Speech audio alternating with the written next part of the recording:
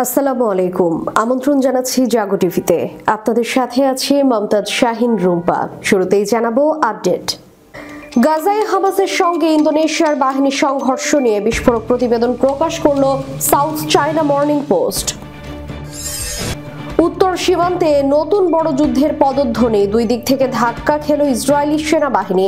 অসহায় নেতানিয়াহু শুধু চেয়ে চেয়ে দেখছে। কাশ্মীরে 2356 মুসলিম নারীকে শহীদ করেছে ভারতীয় বাহিনী। সামরিক অভিযানের প্রস্তুতি, যুক্তরাষ্ট্রের তলোয়ার হাতে ভাষণ দিলেন মাদুরো। চীনা নৌবহরের সঙ্গে টেক্কা দিতে গিয়ে শুরুতেই হোঁচট খেল যুক্তরাষ্ট্র। থাইল্যান্ডে 300 বছরের মধ্যে সর্বোচ্চ বৃষ্টিপাত, বন্যায় নিহত বেড়ে 33। বাংলাদেশের অনুরোধে শেখ হাসিনার প্রত্যর্পণ বিষয়টি পর্যালোচনা করছে ভারত, রণধীর জয়সওয়াল। শুনছিলেন শিরোনাম, এবারে বিস্তারিত। গাজায় হামাসের সঙ্গে ইন্দোনেশিয়ার বাহিনী সংঘর্ষ নিয়ে বিস্ফোরক প্রতিবেদন প্রকাশ করল সাউথ চায়না মর্নিং পোস্ট। মার্কিন সমর্থিত আন্তর্জাতিক স্থিতিশীলতা বাহিনীতে যোগ দিতে ইন্দোনেশিয়ার সেনাদের গাজায় পাঠানোর অঙ্গীকার উদ্বেগ বাড়াচ্ছে। বিশ্লেষকরা বলছেন, এই পদক্ষেপের কারণে জাকার্তা গাজা সংঘাতে যুক্তরাষ্ট্র ইসরায়েলের পক্ষ নিয়েছে বলে বিবেচিত হতে পারে, বিশেষ করে যদি আইএসএফ এর ম্যান্ডেটে হামাসকে নিরস্ত্রীকরণ অন্তর্ভুক্ত থাকে। ইন্দোনেশিয়ার প্রেসিডেন্ট প্রাবোও সুবিয়ান্তো বারবার গাজায় শান্তিরক্ষা কার্যক্রমে সহায়তার জন্য 20,000 সেনা পর্যন্ত পাঠানোর প্রতিশ্রুতি দিয়েছেন। ইন্দোনেশিয়ার জাতীয় প্রতিরক্ষা বাহিনীর commander in chief agus Subianto নিশ্চিত করেছেন, গাজার জন্য শান্তিরক্ষী কর্মীদের নির্বাচন প্রক্রিয়া চলছে এবং একজন 3 তারকা জেনারেলের নেতৃত্বে 3টি ব্যাটালিয়ন পাঠানো হবে। এই ব্যাটালিয়নগুলো স্বাস্থ্যসেবা, নির্মাণ প্রকৌশল এবং ত্রাণ ও যান্ত্রিক সহায়তা করবে। সেনাদের সাথে হেলিকপ্টার C-130 হারকিউলিস পরিবহন বিমান এবং 2টি নৌবাহিনীর হাসপাতাল জাহাজ থাকবে। তবে মিশন সম্পর্কে আরও স্পষ্টতা এলে অগ্রদূত হিসেবে পরিস্থিতি এবং সেনাদের স্থান নির্ধারণের জন্য একটি রিকনেন্স দল পাঠানো হবে। এই মিশনের ঝুঁকি নিয়ে ইন্দোনেশিয়ার উদ্বেগ বাড়ছে। জাতিসংঘের প্রস্তাবনায় আইএসএফ কে বোর্ড অফ পিস নামে একটি আন্তর্জাতিক অন্তর্বর্তীকালীন সংস্থার সাথে কাজ করার অনুমোদন দেওয়া হয়েছে, যাদের অন্যতম লক্ষ্য হল হামাস সহ অন্যান্য সশস্ত্র গোষ্ঠীকে স্থায়ীভাবে নিরস্ত্রীকরণ করা। যুক্তরাষ্ট্র ইন্দোনেশিয়ার সাবেক রাষ্ট্রদূত দিনো পাত্তিদাজ্জাল সতর্ক করেছেন, যদি ইন্দোনেশিয়া গাজায় শান্তিরক্ষী বাহিনী পাঠায় তবে টিএনআই যেন হামাসকে নিরস্ত্রীকরণের দায়িত্বে নিয়োজিত না হয়। টিএনআই এর ভাবমূর্তি ক্ষুণ্ণ হতে পারে, এমন পরিস্থিতিতে হামাসের সঙ্গে শারীরিক সংঘর্ষ এড়াতে হবে। একই আশঙ্কা প্রকাশ করে ইন্দোনেশিয়ান উলেমা কাউন্সিলের সুরদন্ত আব্দুল হাকিম বলেন, আমরা গাজায় হামাসের মুখোমুখি হতে পারি। ইন্দোনেশিয়া সবসময় ফিলিস্তিনের পূর্ণ সমর্থন করেছে, কিন্তু এখন সেখানে ফিলিস্তিনের বন্ধুদের মুখোমুখি হতে পারে। এটা এড়ানো জরুরি। অন্যদিকে হামাস এই প্রস্তাব আনুষ্ঠানিকভাবে প্রত্যাখ্যান করে বলেছে, নিরস্ত্রীকরণের দায়িত্ব আইএসএফ কে সংঘাতের পক্ষে একটি পক্ষ হিসেবে দাঁড় করিয়ে দেবে। সূত্র সাউথ চায়না মর্নিং পোস্ট। উত্তর সীমান্তে নতুন বড় যুদ্ধের পদধ্বনি, দুই দিক থেকে ধাক্কা খেল ইসরায়েলি সেনাবাহিনী। অসহায় নেতানিয়াহু শুধু চেয়ে চেয়ে দেখছে। ইসরায়েল নিজ সীমান্তে সম্ভাব্য নতুন একটি বড় যুদ্ধের সংখ্যায় পড়েছে, এমনটাই ইঙ্গিত দিচ্ছে দেশটির সেনাবাহিনীর সাম্প্রতিক সতর্কবার্তা। লেবাননের সঙ্গে টানটান উত্তেজনা বাড়ার সামনে সেনা ঘাটতি এবং ব্যর্থ কূটনৈতিক প্রচেষ্টার দ্বৈত ধাক্কা এখন তেল আবিবকে গভীর উদ্বেগে ফেলেছে। ইসরায়েলি দৈনিক ইয়ানাত ওয়ারাতে জানা গেছে, নতুন সংঘর্ষের আশঙ্কায় আইডিএফ প্রায় 12,000 নতুন সৈন্য নিয়োগের পরিকল্পনা করছে।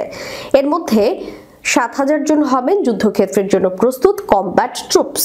তবে সামরিক কর্মকর্তারা সতর্ক করেছেন যে বর্তমান প্রবণতা অব্যাহত থাকলে 2027 সালের মধ্যেই সেনাবাহিনীর জনবল আরও কমে যেতে পারে, যা সীমান্তে দীর্ঘমেয়াদী সংঘর্ষের ক্ষেত্রে বড় দুর্বলতা তৈরি করবে। ইসরায়েল সম্প্রতি লেবানিজ নিরাপত্তা বাহিনীকে দক্ষিণ লেবাননে হিজবুল্লাহর অস্ত্র ভান্ডার লক্ষ্য করে সীমিত অভিযান পরিচালনার অনুরোধ জানিয়েছিলেন, কিন্তু বৈরুত সেই অনুরোধ সরাসরি প্রত্যাখ্যান করে। এই প্রত্যাখ্যানের পর ইসরায়েল আকাশপথে নতুন করে দক্ষিণ ও পূর্ব লেবাননে তীব্র বোমা হামলা চালায়। স্থানীয় সংবাদ মাধ্যম জানায়, এসব হামলায় একজন হিজবুল্লাহ কমান্ডার নিহত হয়েছে এবং সীমান্ত জুড়ে বিনিময় হওয়া গোলাবর্ষণ আরো তীব্র রূপ নিয়েছে।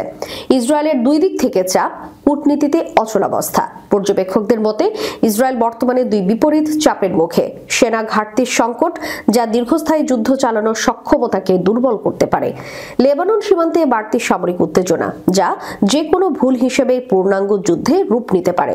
এমন অবস্থায় প্রধানমন্ত্রী নেতানিয়াহু হয়তো দেখছেন সামরিক প্রয়োজন বাড়ছে, কিন্তু বাস্তবে সৈন্য সংখ্যা ও কূটনৈতিক প্রভাব দুটোই কমছে। মধ্যপ্রাচ্য নিরাপত্তা বিশ্লেষকরা মনে করছেন, হিজবুল্লাহ কমান্ডারদের মৃত্যুর প্রতিক্রিয়ায় লেবাননের দক্ষিণাঞ্চলে আরও উত্তেজনা তৈরি হতে পারে। দুই দেশের সীমান্ত বরাবর গত সপ্তাহগুলোতে যে নিয়মিত গোলাবর্ষণ চলছে, তাতে বড় ধরনের সংঘর্ষের সম্ভাবনা অস্বীকার করা যাচ্ছে না। ইসরায়েলি সামরিক কর্মকর্তারা ইতিমধ্যে সতর্ক করেছেন যে প্রয়োজন হলে দেশকে বহুমুখী ফ্রন্টে লড়াইয়ের জন্য প্রস্তুত থাকতে হবে। অথচ একই সময়ে জনবল সংকট, বিশেষ করে অভিজ্ঞ কমব্যাট ইউনিটের ঘাটতি যুদ্ধের সক্ষমতা নিয়ে প্রশ্ন তুলছে। ইসরায়েল অনেকেই আশঙ্কা করছেন লেবানন সীমান্তের অস্থিতিশীলতা এবং হিজবুল্লাহ ইসরায়েল সংঘর্ষ বাড়লে সিরিয়া ও গাজার সঙ্গে একযোগে বহুমুখী যুদ্ধে জড়িয়ে পড়তে পারে দেশটি। এমন পরিস্থিতি তৈরি হলে নেতানিয়াহু সরকারের সামনে নিরাপত্তা ও রাজনৈতিক দুই দিকেই বড় চাপ তৈরি হবে।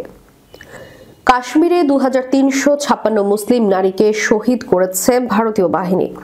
ভারতের অবৈধভাবে দখল করা জম্মু ও কাশ্মীরে 1947 সাল থেকে ভারতের সামরিক দখলদারিত্ব এবং রাজনৈতিক অবিচারের অধীনে অন্তর্হীন দুর্ভোগ, রাষ্ট্রীয় সন্ত্রাস, ভয় এবং যন্ত্রণা বহন করে চলেছেন নারীরা।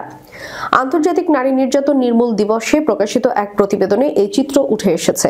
কাশ্মীর মিডিয়া সার্ভিসের গবেষণা শাখা প্রকাশিত একটি প্রতিবেদনে বলা হয়েছে, গত 37 বছরে ভারতীয় বাহিনীর লাগামহীন রাষ্ট্র সন্ত্রাসের কারণে সেনাবাহিনী, আধা সামরিক, পুলিশ এবং সংস্থা সহ ভারতীয় বাহিনীর কর্মীরা 2356 জন নারীকে শহীদ করেছে এবং 11,269 জন নারীকে লাঞ্ছিত করেছে।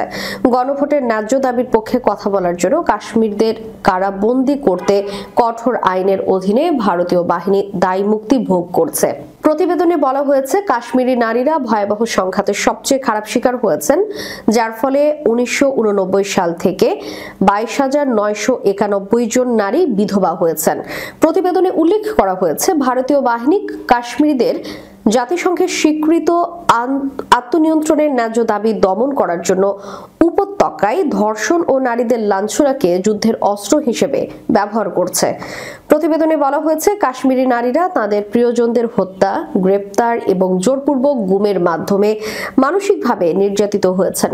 কাশ্মীরি নারীদের বিরুদ্ধে জঘন্য অপরাধ এবং মানবাধিকারের গুরুতর লঙ্ঘন থেকে ভারতকে বিরত থাকতে বিশ্ব মানবাধিকার সংস্থাগুলির এগিয়ে আসা প্রয়োজন বলে এতে জোর দিয়েছিল। এপিএইচসি মুখপাত্র অ্যাডভোকেট আব্দুল রশিদ মিনহাজ দিবসটি উপলক্ষে শ্রীনগরে এক বিবৃতিতে বলেছেন, দখল করা কাশ্মীরে ভারতীয় রাষ্ট্রীয় সন্ত্রাসের সবচেয়ে খারাপ শিকার নারীরা। তবে তিনি বলেন, ভারতের নৃশংসতা কাশ্মীরি নারীদের ভয় দেখাতে ব্যর্থ হয়েছে এবং তারা চলমান স্বাধীনতা আন্দোলনে গুরুত্বপূর্ণ ভূমিকা পালন করে চলেছে। যুক্তরাষ্ট্রের সঙ্গে ক্রমবর্ধমান উত্তেজনার প্রেক্ষাপটে দেশকে রক্ষার অঙ্গীকার পুনর্ব্যক্ত করেছেন ভেনেজুয়েলার প্রেসিডেন্ট নিকোলাস মাদুরো। তিনি বলেছেন, যে দিক থেকে সাম্রাজ্যবাদী হুমকি আসুক না কেন, আমাদের এই পবিত্র জন্মভূমির প্রতিটি ইঞ্চি রক্ষা করতে হবে। বুধবার যুক্তরাজ্য ভিত্তিক ইন্ডিপেন্ডেন্ট জানিয়েছে, রাজধানী কারাকাসে হাজারো মানুষের উপস্থিতিতে আয়োজিত এক অনুষ্ঠানে মাদুরো ঐতিহাসিক পেরুর তলোয়ার উঁচিয়ে বক্তব্য দেন। এটি ঔপনিবেশিক শাসনের বিরুদ্ধে বিজয়ের স্মারক হিসেবে ভেনেজুয়েলার অবিসংবাদিত নেতা সিমন বলিভারকে উপহার দেওয়া হয়েছিল। মাদুরো বলিভারের উত্তরসূরি হিসেবে নিজের অবস্থান তুলে ধরে বলেন, দেশ মাতৃকা পবিত্র, তাকে সম্মান করতে হবে, ব্যর্থতার কোনো সুযোগ নেই।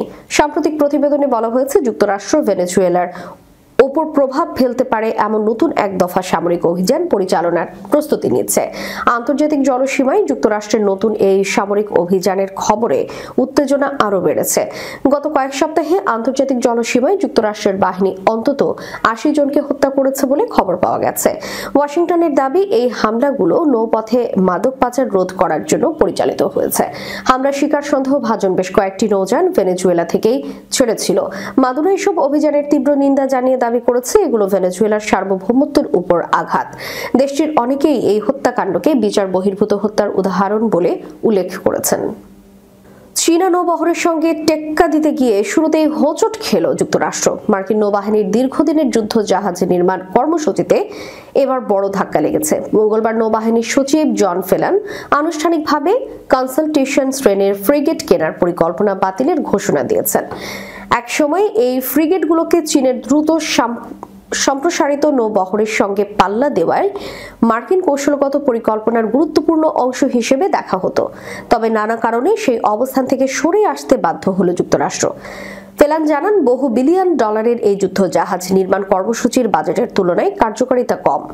তিনি সোশ্যাল মিডিয়া পোস্টে বলেছেন, আমাদের প্রস্তুতি বা জয়ের সক্ষমতা বাড়াতে না পারলে আমি $1 খরচ করব না। তিনি যোগ করেন, যুদ্ধক্ষেত্রের সুবিধা নিশ্চিত করতে বহরকে নতুন করে সাজানো হচ্ছে। এই কনসালটেশন শ্রেণীর ফ্রিগেট কর্মসূচি থেকে কৌশলগত পরিবর্তনের মাধ্যমে যার সূচনা। মার্কিন নৌবাহিনী মূলত ইটালির নকশার উপর ভিত্তি করে 20টি জাহাজ তৈরির পরিকল্পনা করেছিল। এই ফ্রিগেটের আনুমানিক খরচ ধরা হয়েছিল প্রায় $1.1 বিলিয়ন। ইতিমধ্যে ফিনক্যানেটিয়ারি মেরিন গ্রুপের সঙ্গে 6টি জাহাজ নির্মাণের চুক্তিও হয়েছিল, কিন্তু যুক্তরাষ্ট্রের চাহিদা অনুযায়ী মেটাতে গিয়ে নকশা পরিবর্তনের কারণে খরচ অপ্রত্যাশিতভাবে বেড়ে যায় এবং নির্মাণ কাজ সময়সূচির অনেক পিছনে পড়ে যায়। ইউএসএস কনসালটেশন 2026 সালে সরবরাহের কথা থাকলেও এখন তা পিছিয়ে 2029 সাল করা হয়েছে। থাইল্যান্ডে 300 বছরের মধ্যে সর্বোচ্চ বৃষ্টিপাত, বন্যায় নিহত বেড়ে 33। টানা ভারী বৃষ্টিপাতে থাইল্যান্ডের দক্ষিণাঞ্চলের ভয়াবহ বন্যা দেখা দিয়েছে। এই বন্যায় 20 লাখেরও বেশি মানুষ ক্ষতিগ্রস্ত হয়েছে এবং এখন পর্যন্ত অন্তত 33 জনের মৃত্যুর খবর নিশ্চিত করেছে দেশটির দুর্যোগ ব্যবস্থাপনা মন্ত্রণালয়। ব্রিটিশ সংবাদ মাধ্যম বিবিসি জানিয়েছে, গত সপ্তাহে দেশটির দক্ষিণের 10টি প্রদেশে বন্যা আঘাত হেনেছে। এর মধ্যে মালয়েশিয়ার সীমান্তবর্তী বাণিজ্যিক কেন্দ্র হাট ইয়া শহরে 300 বছরের মধ্যে সবচেয়ে বেশি বৃষ্টিপাত রেকর্ড করা হয়েছে, একদিনে 335 মিলিমিটার। সামাজিক যোগাযোগ মাধ্যমে ছড়িয়ে পড়া ছবিতে দেখা যায় হাট ইয়াই শহরের যানবাহন ও ঘরবাড়ি ডুবে আছে, আর হাজার হাজার বাসিন্দারা তাদের বাড়ির ছাদে উদ্ধারের অপেক্ষায় রয়েছেন। বার্তা সংস্থা রয়টার্সের প্রতিবেদন অনুযায়ী থাইল্যান্ডের দক্ষিণাঞ্চলে বন্যায় 20 লাখেরও বেশি মানুষ ক্ষতিগ্রস্ত হয়েছেন, কিন্তু মাত্র 13,000 জনকে আশ্রয় কেন্দ্রে স্থানান্তরিত করা হয়েছে, কারণ বেশিরভাগ মানুষই যোগাযোগ বিচ্ছিন্ন এবং সাহায্য পেতে অক্ষম। থাই সামরিক বাহিনী জানিয়েছে, তারা একটি বিমানবাহী রণতরী এবং ত্রাণ সামগ্রী বোঝাই 14টি নৌকায় একটি ফ্লোটিলা বা নৌবহর পাঠানোর প্রস্তুতি নিচ্ছে। পাশাপাশি মাঠ পর্যায়ে রান্নাঘরও পাঠানোর প্রস্তুতি নিচ্ছে, যা প্রতিদিন 3000 পরিবারকে খাবার সরবরাহ করতে সক্ষম হবে বলে জানা গেছে।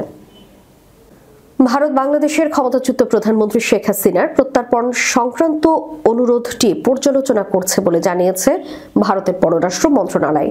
বুধবার নিয়মিত সংবাদ সম্মেলনে এই তথ্য জানান মন্ত্রণালয়ের মুখপাত্র রণধীর জয়সওয়াল। সংবাদ সম্মেলনে শেখ হাসিনাকে প্রত্যর্পণ প্রসঙ্গে প্রশ্ন করা হলে তিনি বলেন, হ্যাঁ, আমরা বাংলাদেশে সেই অনুরোধ পেয়েছি এবং বিষয়টি বর্তমানে খতিয়ে দেখা হচ্ছে। বাংলাদেশ জনগণের প্রতি আমাদের অঙ্গীকার অটুট। এই বিষয়ে আমরা সকল স্টেক হোল্ডারদের সঙ্গে গঠনমূলকভাবে আলোচনা চালিয়ে যাব। সম্প্রতি বাংলাদেশে ঘোষিত রায়ের উল্লেখ করে সংবাদ মাধ্যমগুলো জানায়, গত বছরের জুলাই মাসের আন্দোলনের সময় মানবতা বিরোধী অপরাধের দায়ে শেখ হাসিনাকে মৃত্যুদণ্ড দেওয়া হয়েছে। রায়ের মতে, গত বছরের 5ই আগস্ট ঢাকার চকবাজারের চাংখার পুল এলাকায় 6 নিরস্ত্র বিক্ষোভকারীকে গুলি করে হত্যার ঘটনায় তাকে দায়ী করা হয়।